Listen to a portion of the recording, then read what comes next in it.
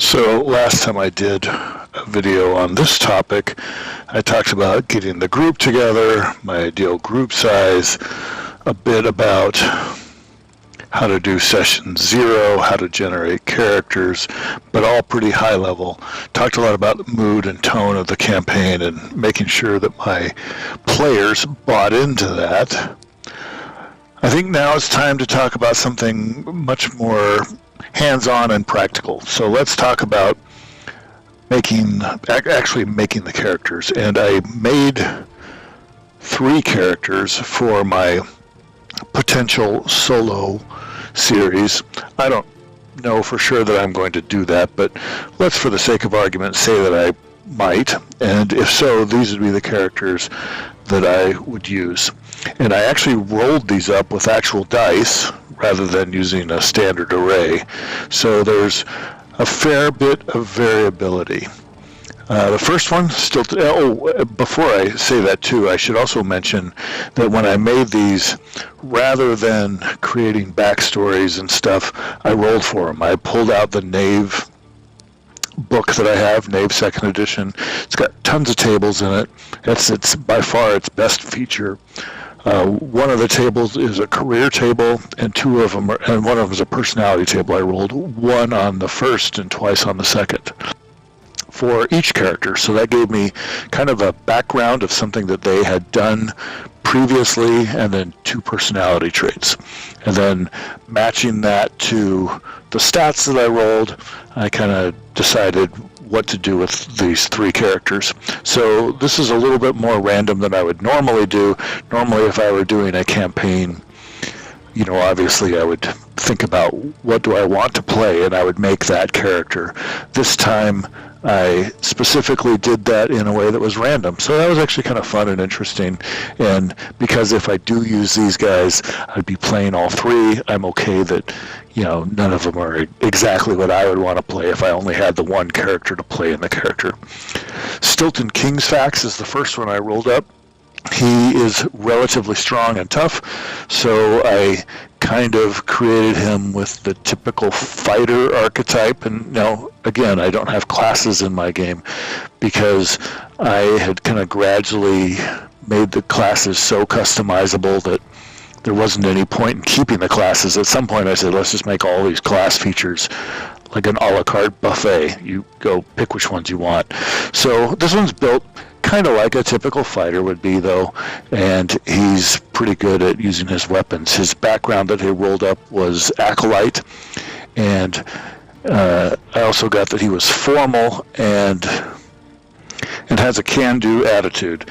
I'm interpreting the formal as kind of not that he's super stuffy or like a butler, rather that he's kind of got good old boy Southern politeness, is, yes ma'am, yes sir, stuff like that. He grew up as a ward of the church, an orphan that was raised by a father and a lowercase father, not his actual father because he's an orphan. Was raised by a clergyman, I guess, in a country church. And he had he didn't actually intend to pursue a career in the church, but because of that background, he basically grew up understanding, the liturgy and the rites and ordinances of the church. So he's still religious and idealistic and fairly young, early to mid-20s, but he decided that his path to combat evil was not to serve in the church, but rather to literally go combat it. So he trained as a fighter. He had an old retired guard that was in the town with him, who taught him how to use some weapons. He inherited some older weapons, a longsword and a hand axe that had kind of been passed around, and old guys in the village who were really too old to still use them still had them, so they gave them to him. Had just enough money to get a set of leather armor fitted to him and a few other things, and off he went. And that's Stilton Kingsfax. I also generated, of course, an image for him. I have 3 images that I kept, so you might occasionally see some variation in which one I show. They're not exactly the same, but they're close enough that I'm not going to worry too much about it, and I'll use any of the three as I feel like it. Bertram Hardmont is next, and I envisioned him as a little bit more like the thief archetype, and that's his stats kind of supported that, I suppose. For the background career, I rolled up Saboteur, which I thought was a little unusual. But then for his personality traits, I got Love Struck and Slacker. Quite the interesting combination. What I decided is that he had spent some time in the militia of a town, and he was also an orphan, and grew up kind of apprenticed, I guess, as a militia member with the potential to go into a career in the city guard, which he didn't really want to do very much. It sounded like a lot of work and just, not a very fun lifestyle. But he does have some training. In particular, he was trained or was interested in and managed to learn how to sabotage buildings and how to break into buildings and stuff like that. It's still a very odd role, but I make do with what I can. For the Love Struck, I'm going to say that he's not love struck with any particular person. Rather, he extremely easily falls in and out of love. If you're at all familiar with the Jeeves and Wooster stories by P.G. Wodehouse, then I imagine he's a little bit like Bingo Little here, and Bingo in every story, sometimes a couple of times per story, falls in love with a totally different woman, and I think that's what he does as well. Here's his image. For some reason, I don't have three of him. I only have two, and they look extremely similar. They're slightly different poses, but it actually really does look like the same guy. So obviously, I will use the two of these interchangeably. Tabitha Gamcott is the last one. I should probably mention that I actually rolled up the names too in the tables in Knave 2nd edition. So although they fit fairly well for Hill Country people, I didn't use my own name list from my own setting. I used the tables and rolled randomly and thought that would be kind of fun. And because they came out sounding like vaguely medieval names of an Old English type, then it was exactly what I wanted anyway. So Tabitha Gamcott, for her, I rolled up pirate as her profession, which I thought made no sense whatsoever. But here's my assumption, is that she actually, again, another orphan. All three of these guys will be orphans just because I don't want to mess with their families. But she worked on a river pirate ship with her cousins and her uncle.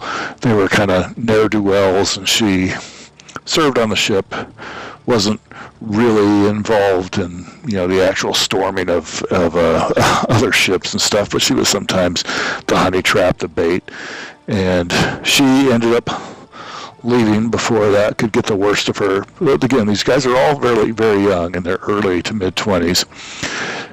For her personality traits, I got gullible and humorless.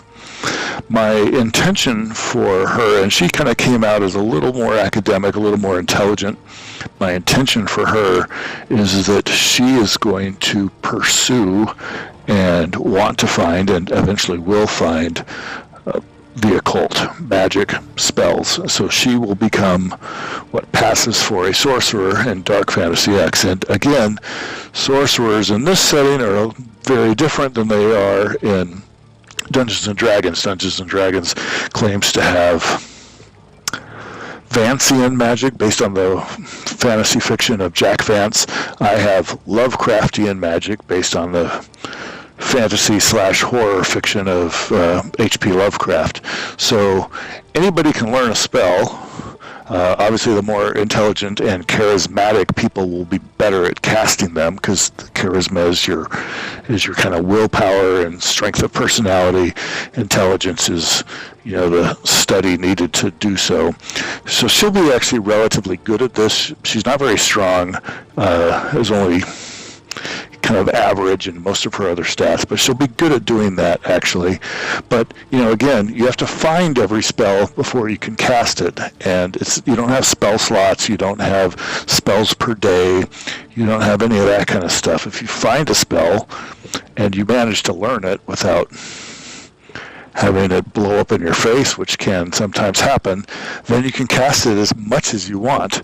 Just like if you're a fightery type, you can swing your sword as much as you want. However, just like a fightery type swinging his sword, you have to roll to cast.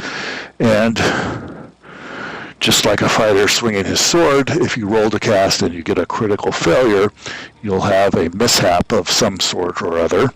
The magical mishaps are perhaps a little scarier, however, than physical mishaps. If you're swinging a sword and you roll a natural one, you might accidentally drop your weapon or fall down or something that's kind of embarrassing and awkward, and obviously puts you at a disadvantage until you can kind of correct it. But if you roll a natural one while trying to cast a spell, when things go wrong, they can go much more wrong.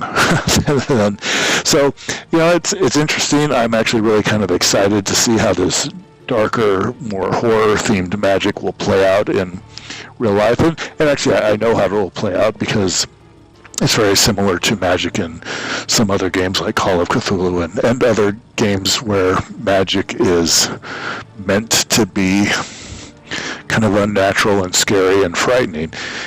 It can actually be more powerful than in D&D because you can cast your spells more often, but you're always playing the game of Russian roulette every time you do. So anyway, those are the 3 characters that I made for my potential solo play. Let's talk next about what I would actually do with them after I make them while still in this first session.